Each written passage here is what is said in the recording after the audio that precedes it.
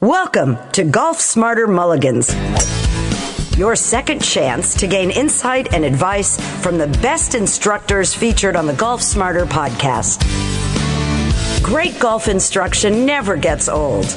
Our interview library features hundreds of hours of game improvement conversations like this that are no longer available in any podcast app. I'm a huge advocate of trying stuff. Even the people that I fit with golf clubs, they want more. It's funny, you know, I'm a pretty big fan of The Simpsons. And there was this great episode where Homer and Monty Burns, who's the head of the nuclear power plant, are trapped in this snow cabin. And Homer says, you know, you're an incredibly wealthy and successful guy. And Monty says, yes, but I would trade it all for just a little more. And I think that's how a lot of golfers feel. You know, you may hit 13 fairways in a round and you feel like you're not getting enough. You may hit 16 greens in a round and you feel like I just want to hit those next two. You know, and that's what makes you want to get better. That should be what makes you want to improve. That is the lure of golf. Yeah, I think so. That even if you always want to be a little bit better. Sure. You know, and that's the great frustrations in golf too. Yeah, but it's not necessarily a club issue all the time. With another interview from the archives of Golf Smarter, here's your host, Fred Green. Now, today's guest, DanSacks of Bay Area Custom Golf, has been working with me to get all my specs and fittings so that I know exactly what I want to order. I've decided that I'd rather get the right irons than getting a discount or free on some of this stuff, which I have been getting. So instead of making my clubs from scratch, Dan's a believer that the major manufacturers do some pretty good work, and they have some great products out there, and thinks that the Mizuno irons that I was previously using are the right clubs for me. Dan has become very skilled and savvy about buying used clubs in online auctions, then customizing the shaft, grip, length, and loft based on my specs and his client's specs. But today, he's going to tackle many questions that have been sent in by listeners. But before I got into the first question, I wanted to get deeper into something he said multiple times in our previous podcast. You keep talking about hitting it in the center of the face. It helps. Right, but is that the charge of the club maker, fitter, or the instructor? Or obviously the golfer. It's the golfer, but who's going to help him the most? Who's going to help that golfer the most achieve hitting in the center of the club face? The golfer. What external help can the golfer get to assure that he's going to be consistent with that? Lessons are great. Lessons are huge. I advocate, I'm not a golf instructor. I advocate finding a good one. And good, again, is a relative term. You've got to find somebody first and foremost that you can communicate ideas with, who understands where you're coming from and where you're trying to go. And when that person communicates ideas to you, you understand what they're saying. There's 10,000 ways to say one thing. And the best thing about any instructor, the greatest instructors I've ever known, are people that are extremely good communicators. And in being a custom club fitter and club builder, that's a big part of my job too, is making sure that the ideas are communicated so that the person will understand. And sometimes it takes 2 or 3 ways of saying the same thing. Something else that you have to get really good at. If you intend to really help people, you have to find 10 different ways to say one thing, because one person will hear something and it doesn't sink in. But we use a lot of analogies, which are always good, to find a way for somebody to relate their experiences to what you're trying to do for them. And I think communication's key. As far as who's going to help you hit it in the center of the face, you, the golfer. The golfer is their own best friend and or worst enemy out there. If you can hit it in the center of the face, or shall we say the sweet spot, if you can hit in the sweet spot, more often than not, you're going to find that's where your true ball flight tendencies lie. I've worked with a lot of guys and girls who hit the ball off the center of the face, and they've been doing it for a long, long time, and it could be that the golf club is not behaving correctly. and they're not. It could be a setup issue. It could be a golf club issue. It could be a golf swing issue. It could just be a thought process issue. Maybe they're not sure where they need to hit it on the face. Golf club's moving very, very fast, and the golf swing moves very, very fast. I'd say on average right around 1 second from address to impact. So that's a pretty quick second. But as all golfers know, it's also a very long duration of time as well. There's a lot of thoughts that can be had in that second.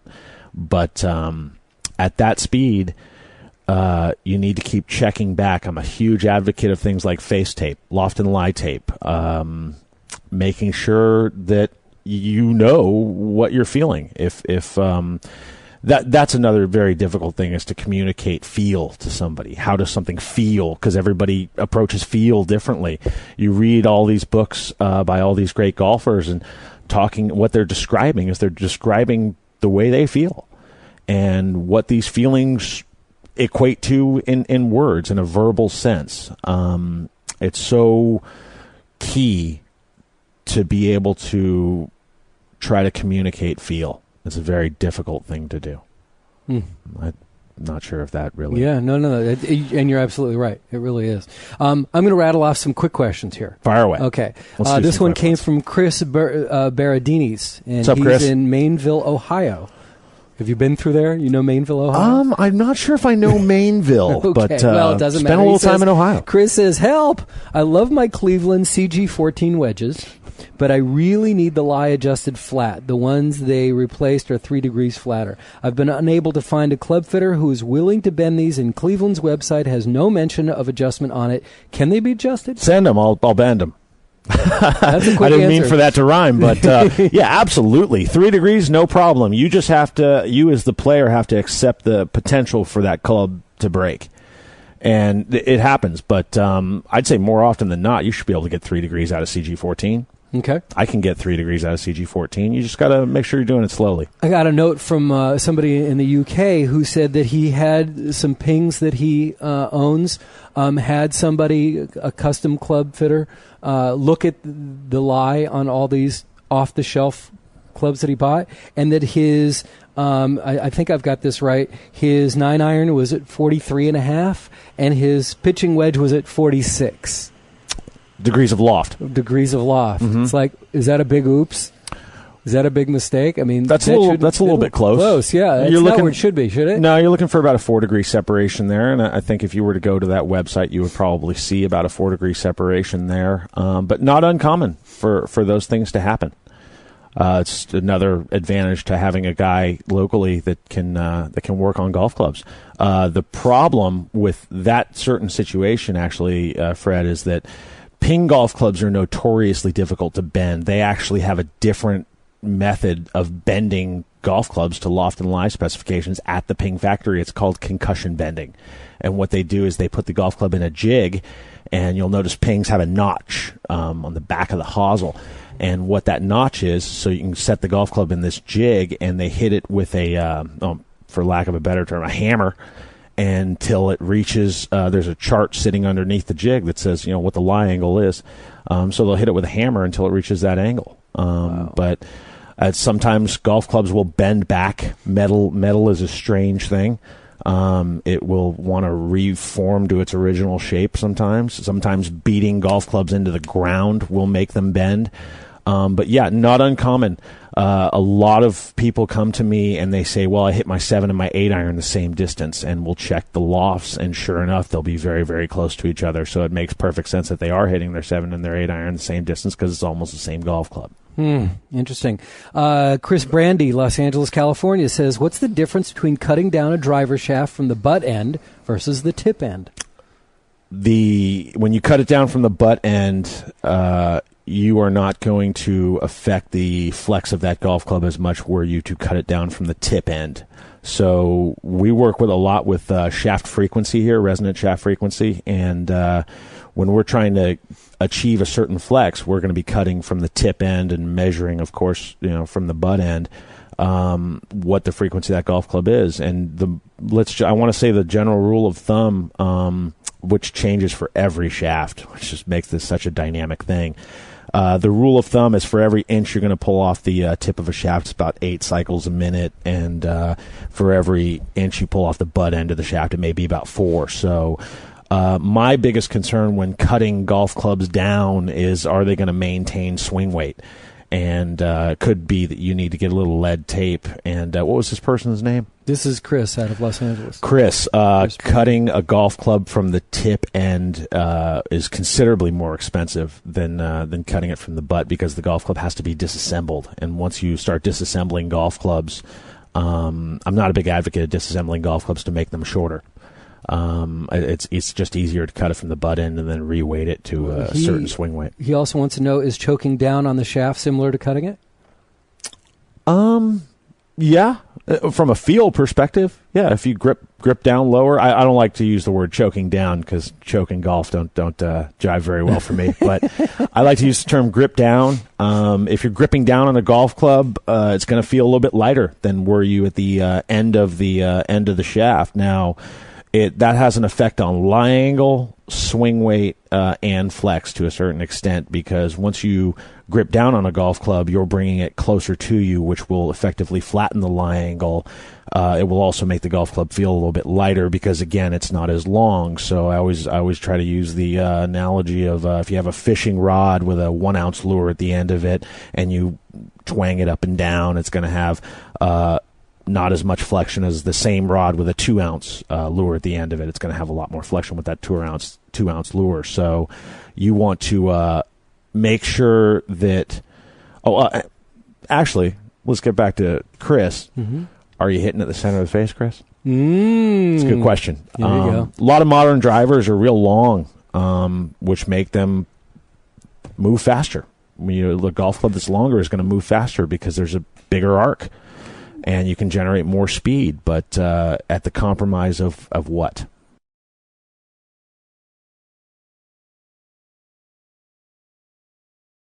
We've had Tom Wishon on the show numerous times. Brilliant individual.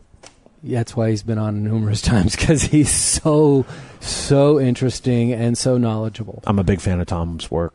Oh. Well, as are we. And he advocates shorter shafts on drivers. He thinks that the shafts are too long. Your thoughts? He's right. Shafts. I'm not going to say they're too long because I'm not sure who we're talking about.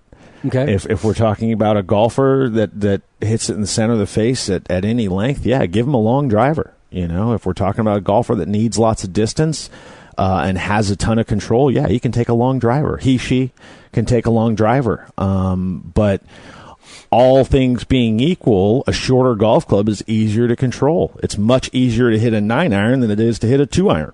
No question. Yep. Okay. Here's one from Cody Hack. What's up, Cody? He's in Pennsylvania, and he wants to know if there are any tips for storing his clubs during the winter.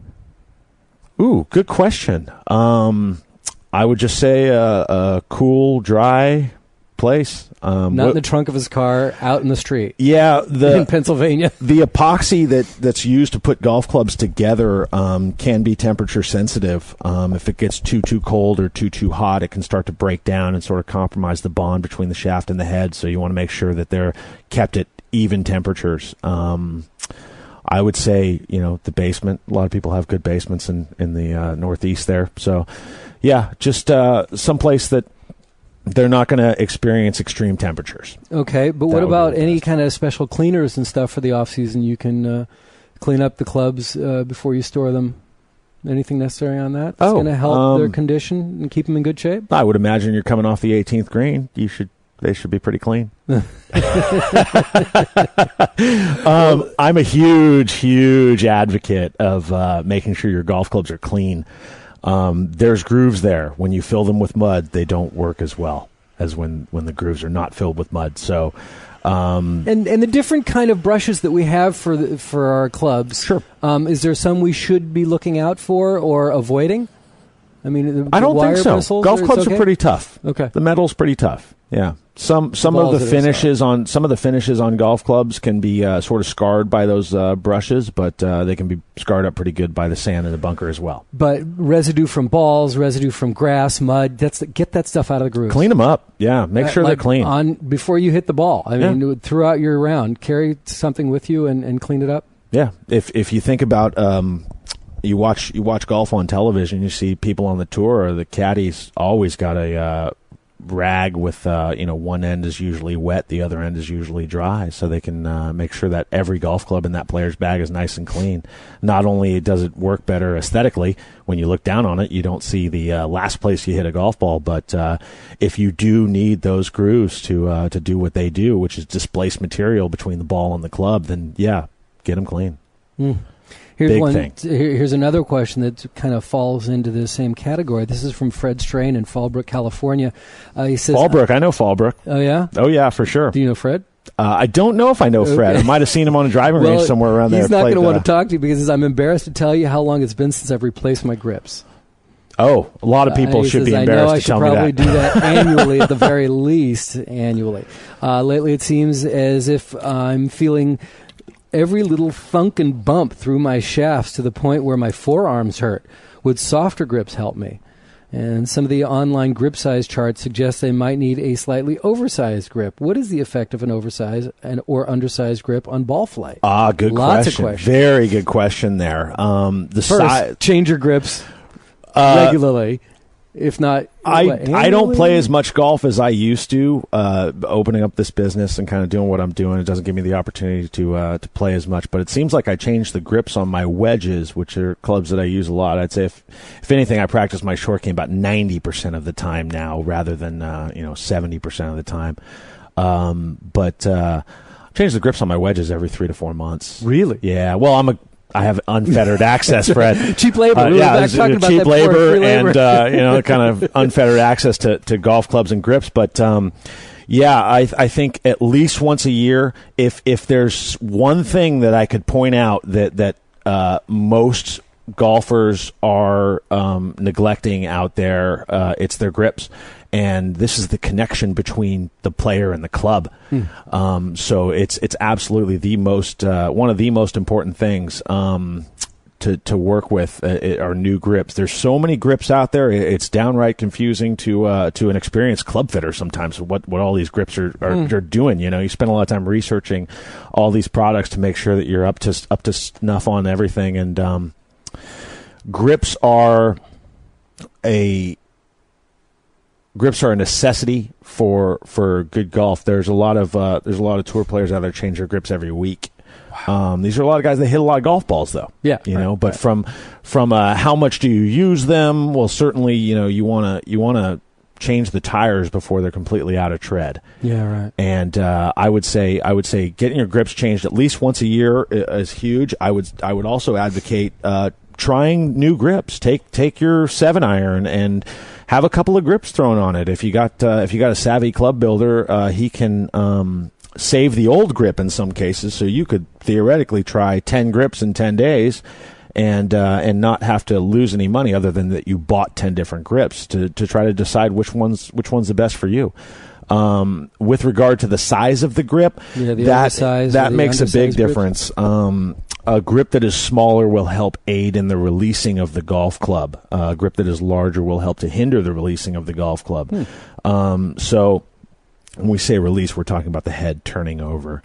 If you play grips that are too large, you may develop an excessive handsy move to try to get those things to release. And if you're playing grips that are too small, you might develop a hold-off move that can keep that club from releasing a little bit more. Not so dramatic that it's going to make the end all. It's going to make another new set of grips is going to change your golf game. But I try a lot of grips through the course of a year. I will try things to see how they feel to me. There's things like ribbed grips that have a rib running down the bottom of them to help you they call it a reminder to help you keep placing your hands in the same place every time. A lot of people seem to like those. Grips come in all different shapes. and a lot of different sizes. And there's also, if you've got somebody who's building on your golf clubs and knows what they're doing, they can beef up the grips by using more tape underneath between the shaft and the grip. So when I was with Cleveland, we did a lot of extra wraps for people, and we're all along just learning, see what happened when you put 3 or 4 more wraps underneath the grip and brought it up to kind of a mid-size level, or you could put more wraps under the right hand to decrease the taper of a grip, so it kind of hinders release a little bit more too if you get somebody who really releases it aggressively. But yeah, to every golfer out there, get your grips checked, get them looked at, get them changed, try new ones. They're always launching new grips. There's a lot of great stuff out there. Find something that feels comfortable in your hand. Of course, that's job one, is does it feel good to you, and stick with it, but not for too long.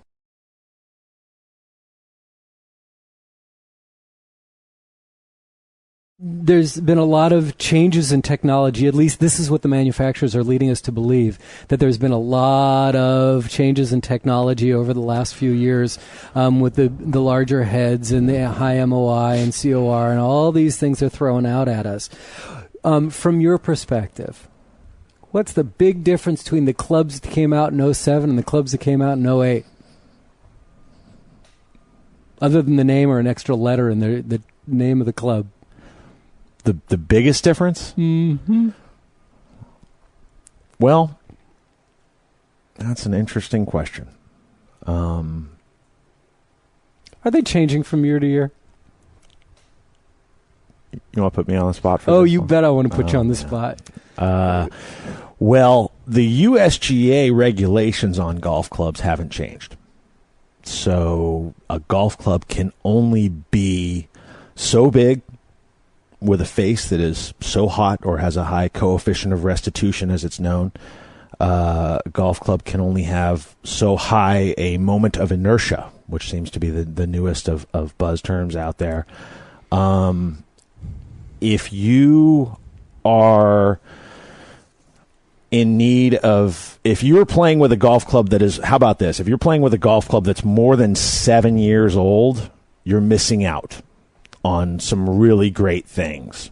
If you're playing with a golf club that is less than 4 years old, it could be there's a better golf club out for you that's new, but it's probably not because the ball's coming off the face any faster, or the head size is any larger, or the moment of inertia is that much higher.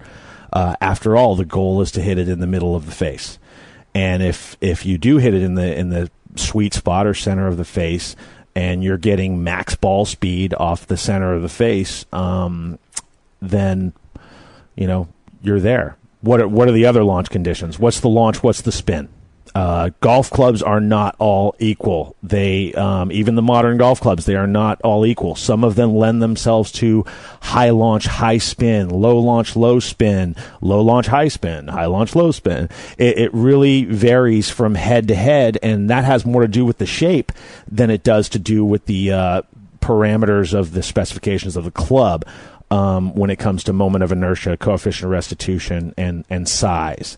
So if you're playing one of my favorite drivers of all time, the Cleveland Composite Crown driver, pretty popular driver out there. I'm sure a lot of your listeners might have it in their bag. If you're playing a comp and you're hitting in the center of the face and you're getting good numbers, then odds are if you were to come to me, I might not even touch it. So if you're playing with a 4-year-old X, whatever that means, X, but there's a 2-year-old or a brand new XY, it really may not be that much difference. And if the X is working for you, you advocate to stay with it, huh? Yeah, there's a lot of times when I won't touch somebody's driver. I'll put them on the launch monitor. We'll take a look at the numbers. They're hitting it in the sweet spot. They're getting great launch conditions. And they'll say, what more is out there for me? And I'll say, well, if you were to swing the golf club a little bit faster, that would probably help give you more distance. But beyond that, ball's coming off the face as fast as it can. Yeah. And once the ball comes off the face as fast as it can, i.e., sweet spot shot. That's about it. The kid you referred to at the beginning of the show, Danny, great kid. He was in search of a driver because his driver was it was too soft a shaft with too low a kick point, and at his speed, which developed incredibly quickly, he went from about 105 club head speed, 105 miles an hour, to about 116 in the course of about 8 months. And what he found was that driver was spinning incredibly high for him, and not that the ball flight was so high, but the spin helped to create the lift that brought the ball up, and he was losing lots of yardage to spin. And what he was convinced that he needed was something heavier, stiffer, lower lofted, and, of course, new. Yeah, but a 40, 50, 60-year-old golfer is not going to be able to increase their club head speed that much as we get older. That's not a simple thing to do. No, it's terribly difficult to increase your club head speed. Yeah, so you're talking about a 16-year-old, great, but what about the rest of us?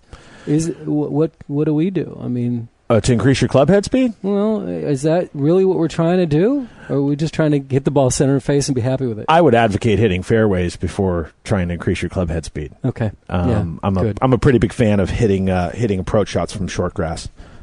Yeah, that's just me personally. That's a good call. All right, I would rather give somebody something that goes shorter and is more consistently in the fairway than something that has the greater potential for distance and a greater potential for dispersion. So it gets down to what's really the benefit there. Is it hitting the fairway, or is it hitting the ball 10 yards farther and 20 yards wider in dispersion? And that's a question the golfer has to ask themselves. Everybody's different. All right, last couple ones here, and then, of course, I'll have 17 more of my own questions. But this one comes from Stan Corpus, and he wants to know, what are your thoughts on the future of the Imix from Callaway and other companies with these exchangeable head shaft combos? He says, my question is that as I page through some of the monthly golf rags, I don't see any of the large companies talking about this as they did about a year ago. Do you think the price point is not within the consumer's price range, or that it was just a bad idea? No, not at all. I'm a huge fan of these new systems because they help me as a fitter to be able to take one head and put, I guess the number is infinite, the amount of shafts into it, because that gives me the opportunity to try things that are not otherwise readily available, that would take hours to build. So I'm a big fan. But what about for the golfer? Yeah, as the golfer. Yeah. It's difficult if you're a golfer who's working with someone like me, then we can figure out together through the fitting process and through ball flight analysis what are going to be the best 3 shafts, or however many shafts are coming with that driver. What are the best 3 that you can get, and what are the differences, and why would you want those 3 different shafts? But every time you put a new shaft into the same head, it becomes a different golf club. Effectively, it's going to reach the golf ball with different conditions, and you're going to see some pretty dramatic differences in the launch conditions. So, what advantage is it to the average golfer who has the different shafts? He has the combinations at home. Should he be messing around with this? Golfers have sort of forever, from the days of yore, I guess as soon as they came out with the lead tape product, golfers were able to change their ball flight and move weight around their golf club. The old Persimmon golf clubs, most of them would have sort of a heavy sole plate, and then somewhere internally they would put a massive weight to kind of get the weight up to make it feel a certain way. And affect the ball flight a certain way. If you put a lot of weight into the heel of a golf club, it'll want to help it turn over. Put a lot of weight on the toe, it'll want to help it keep from turning over. I think that for the average golfer, it's a better idea to get one club that does something consistently, whatever that something is. Hopefully it's hitting at the center of the face and the center of the fairway. But I think it's better for people to work with the one club and maybe change, every now and again, or try different things. I'm a huge advocate of trying stuff. Even the people that I fit with golf clubs, they want more. It's funny, you know. I'm a pretty big fan of The Simpsons, and there was this great episode where Homer and Monty Burns, who's the head of the nuclear power plant, are trapped in this snow cabin, and Homer says, you know, you're an incredibly wealthy and successful guy, and Monty says, yes, but I would trade it all for just a little more. And I think that's how a lot of golfers feel. You know, you may hit 13 fairways in a round, and you feel like you're not getting enough.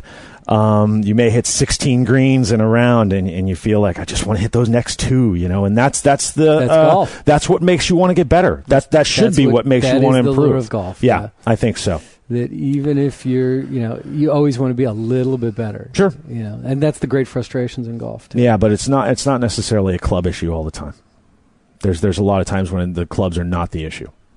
Well, are we getting to it's not the arrow, it's the arrows and the Indians thing, right? You can say that if a set of golf clubs is... You probably hate hearing that.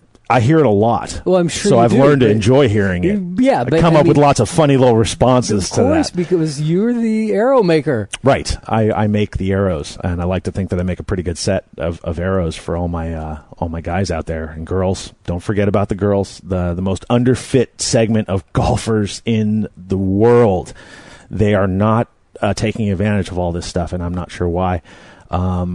I would extend an offer to any of the ladies that are listening to this show right now to please throw an email my way if you have a question about golf clubs and you feel like the people locally aren't able to answer your questions for whatever reason. You know, let me know. I'd love to help. Again, click on the Hey Fred button at golfsmarter.com and I'll forward it off. That's where you'll find me. Yeah. All right, here's the last one from Northamptonshire, United Kingdom.